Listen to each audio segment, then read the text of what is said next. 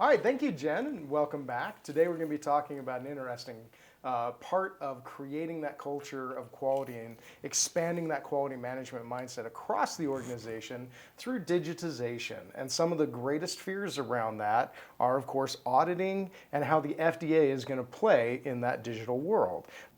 All right, so we'd like to welcome Erin remotely as we begin our journey today. Our key takeaways that we'll be talking about, and thank you, Terrance, is determining what's keeping you from that audit-ready step.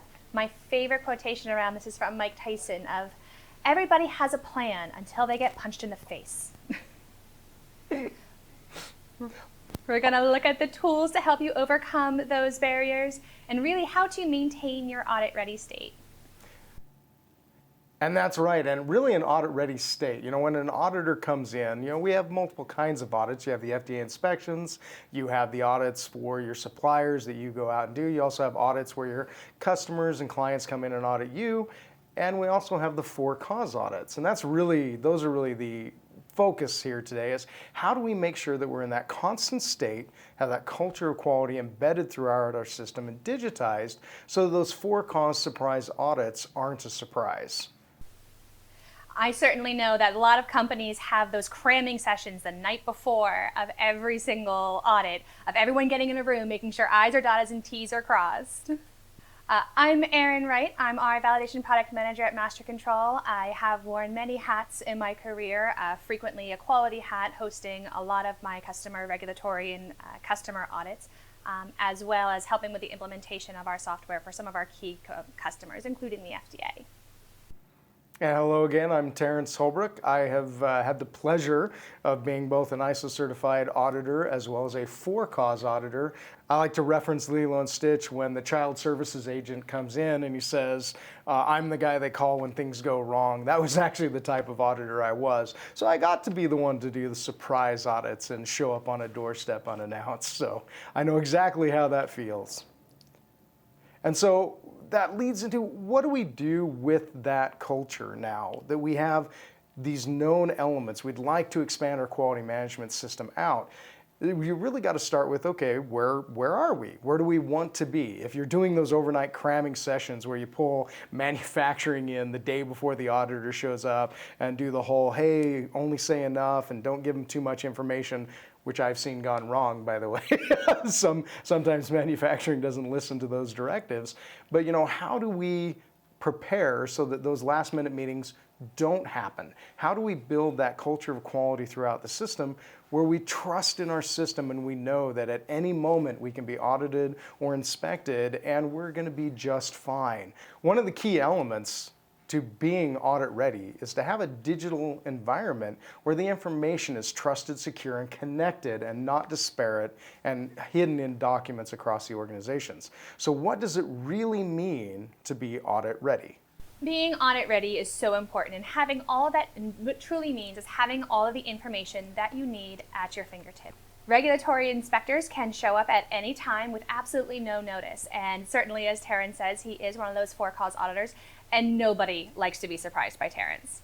And so being able to pull up that information quickly and simply through your computer, making sure that everything is connected so you know exactly where you are at any given time, that your training records are up to date, that Terrance is trained on all the appropriate documents that he's supposed to be able to perform his job role.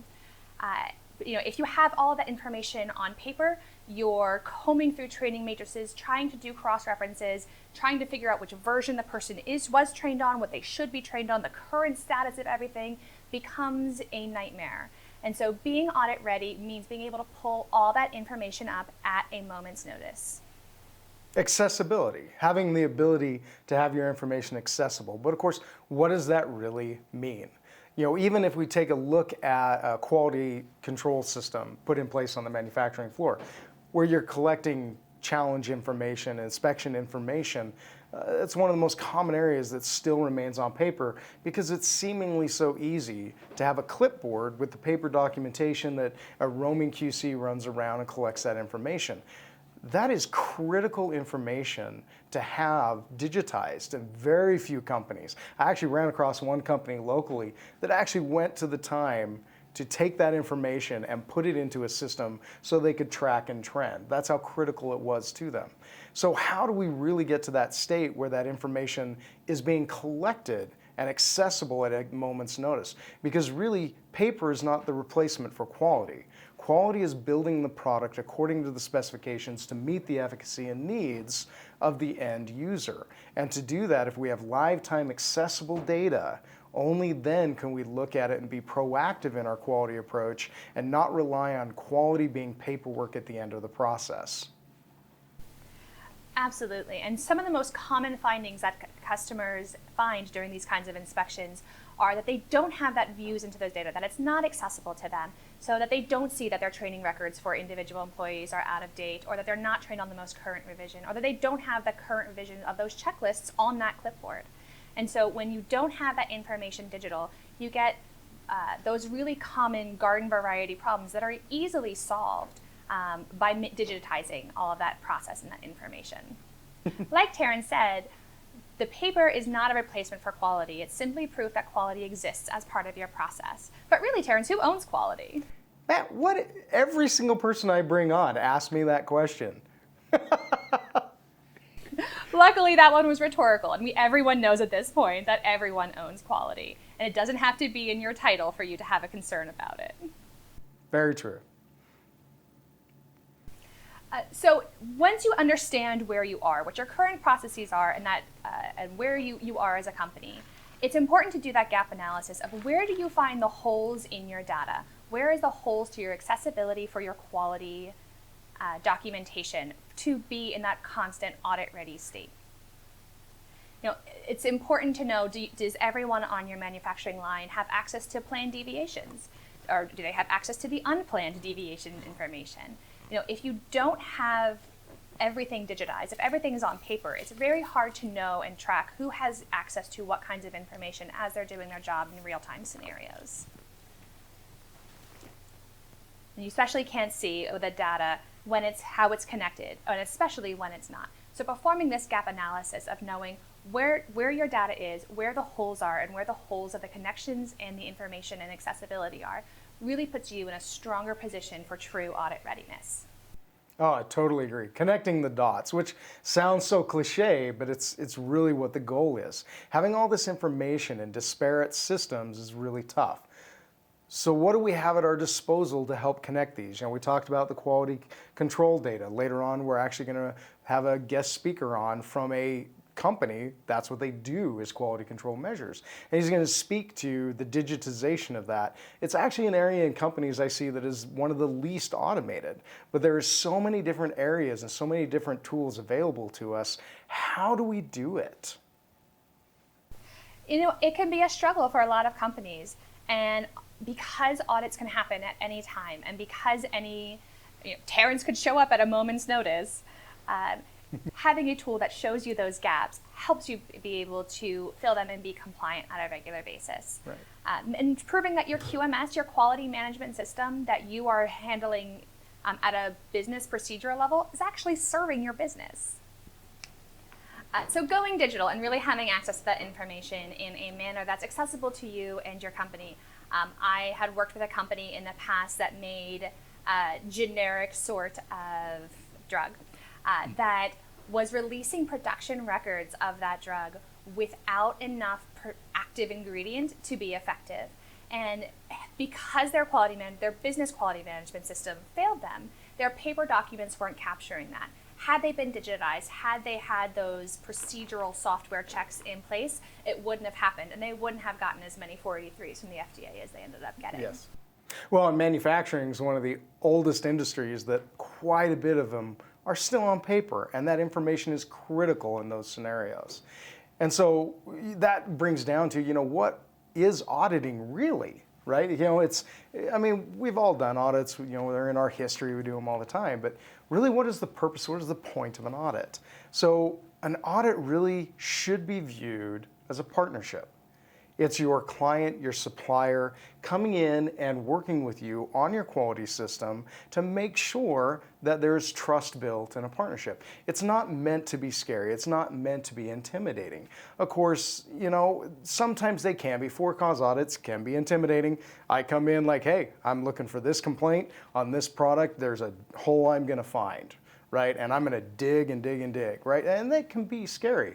But if we look at it as not being scary, these are partnerships, not meant to be antagonistic in any way. No, absolutely, and that's a great point, Terrance. Although, if you're in a constant audit-ready state, audits aren't going to be scary for you anymore anyway. I think part of the fear is having those gaps found out by the auditor. And if you have a real process in place, and you have that really good deep dives view into your data, audits become a lot less scary. That is so true. I was on a webinar yesterday, and they were talking about audits as it relates to, the analogy they used was if you had a child that was an A student and a child that was a C student. If the A student constantly demonstrates that they have their homework done, they're getting the good grades, right? You typically don't check on them every couple of hours, say, hey, how's your homework coming? Or, what grade are you getting? How did you do on that test, right? You kind of let them be a little more autonomous. Whereas if you have a child who's a C student, you tend to get involved a little bit more. And they related that to kind of the audit process, right? So if you're digital, you're demonstrating on a regular basis that you're transparent, that things are in the way that they should be, that you're meeting the quality expectations. And so then the FDA doesn't feel the need to be as involved in your business. Well, thank you, Jen. That is so very true. And quite frankly, my C student cost me more money in bribes. So. And this really moves into that audit history. And so that when you're that high performer, when you don't have to have your hand held and have people check up on you every time to make sure that you're doing your processes appropriately and creating appropriate products through your process, it kind of changes the types of audits that you're used to getting. There's tons of types of audits that we're doing, whether it's your audits of your suppliers, either your audit as a supplier from other customers, as well as regulatory inspections. And so the whole point of digitization is to keep managing all of those disparate types of audits and that different information that you're capturing in a single place and a single source of truth. Yeah, exactly. And closing kappas, right? You brought that up. It's like, so evidently we don't want to die by kappa death. That's an interesting scenario alone, because so many quality management systems don't have that connected data system where you have that risk management piece feeding back into the closure, making sure that the mitigation is being monitored and watched. Most of the ones I see are very manual, and that's where the death by kappa comes from, is because closing and following up with those is extremely difficult in an audit state when it's in paper-based or disparate systems. Although we know that you've already talked death by kappa to death in another session. We know that it can take weeks to build a master production template from scratch, and so it can take weeks to review it, to sign off on it, and close out that information. Having that as a digital process that's easily auditable and reviewable takes away so much of those concerns and those GDP errors or those standard human errors. Oh, yeah. Well, and what do auditors look for? Complaints, they want to see your batch record, and they want to see your kappas, right? 3 of the hardest things to digitize and keep track of if you haven't. Absolutely. And so once they're digitized, you actually have that information available to you to do tracking and trending, is that you can do your own investigations into yourself of how are you improving through your processes? Are your corrective actions and your preventative actions actually providing value to your process and your business, and not just being additional documents to create? And so it's important that you have all this information and getting that gap analysis together. What's even more important is staying in this state. It's great to lose that 15 pounds as you work out and say, keeping it off over the years. I think there was a statistic that only 5% of people keep the weight off for more than 3 years. Well, and COVID, I think I've gained 12, so. And so what's really important is making sure that you're staying audit ready once you've met that audit readiness state. And so Terrance, what are some ways that you think that we could recommend for staying audit ready? Well, first of all, we need to make sure that we have digital and connected systems. But at the same time, another key element is we can't have digital systems without addressing the elephant in the room, which is the validation of those systems. I mean, that's one of the largest fears to expanding the digital system throughout the organization, is keeping that system up to date and validated and in a ready state. And that would build the confidence in the culture of quality that we can go digital. Absolutely. I mean, even in FDA guidances, they talk about coming up with the least burdensome approach, just starting from the template that validation is a burden to every company. And so automating that process and getting rid of that burden from our customers is really important. Certainly at MasterControl, through our patented industry-first, industry-only validation excellence tool, we've found a way of automating our automating our validation testing in ways that customers can leverage quickly and easily and upgrade on a regular basis. Yes. Oh, it's a good thing we have a local expert for that. Local in air quotes, right? There you go. The selfless plug. So Erin is actually over our validation excellence tool, and it is, like you said, it's a revolutionary risk-based approach that the FDA champions. They want to see us focus on what went wrong and really how to improve our systems. Not, is it a 4, is it a 9, is it a 1, right? They really want us to focus proactively in our systems. And to be audit ready means having those systems automated and understand when those things are going to go wrong and be able to adapt. Imagine having an auditor walk in and you can proactively show them remediations you've done while in process with live information to stop a product from going out of specification or to halt something that was not trending correctly to a C of A acceptance. Those mitigations, those type of elements through automation are crazy, especially if you start expanding out that culture of quality to an even bigger picture involving your partners and your suppliers and bringing all of that into a single stream of data that you can have connected for those audits. Absolutely. An ounce of prevention's a pound of cure, right? That's right. And of course, we need to make sure that the data is trusted. The data is stable and secure. And this goes back to the culture of quality. The information going into the system is as critical as the information coming out of the system. And often when you have those disparate systems, they don't align. And audit findings, a lot of times, are simply for lack of alignment, change control that didn't make it all the way to the floor in time. There's countless 483s that you can pull out of the FDA's database. And in the next session, I'm going to bring up an FDA 483 that was filed 3 days ago. And we'll talk about that a little bit and the simple digitization that would have fixed that if we can get past the fears of that digital element reaching all the way across our supply chain, from our suppliers to our manufacturing, all the way through customer complaints and remediations. Absolutely. And as we expand that culture of quality to our suppliers and to other vendors that you're working with, having that audit calendar and scheduling those regular audits is so important.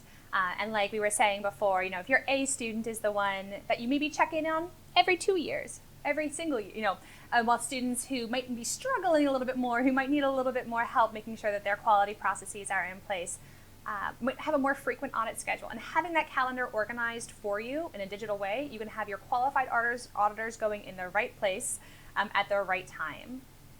And again, sharing that information and having that information readily available, the audit calendars can help other departments prepare. They can get it's not just quality owning it at this point, as in quality assurance of the department.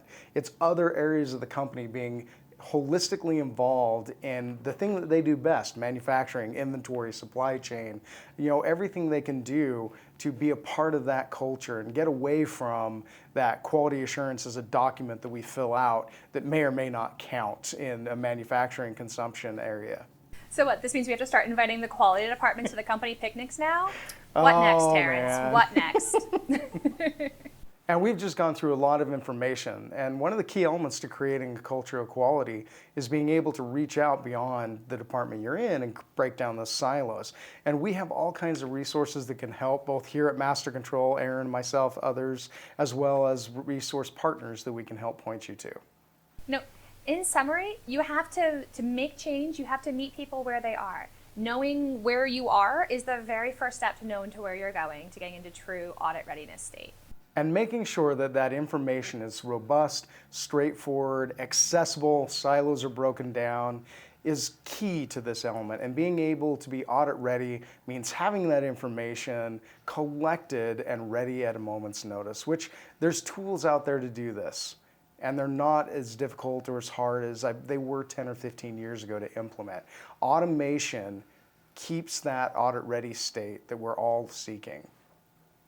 Thank you again, Erin, for joining us and giving us your time and expertise. We look forward to maybe bringing you on at a later date. Coming up next, we'll be talking with Dave Latimer and going a little bit deeper into the FDA inspection piece of auditing.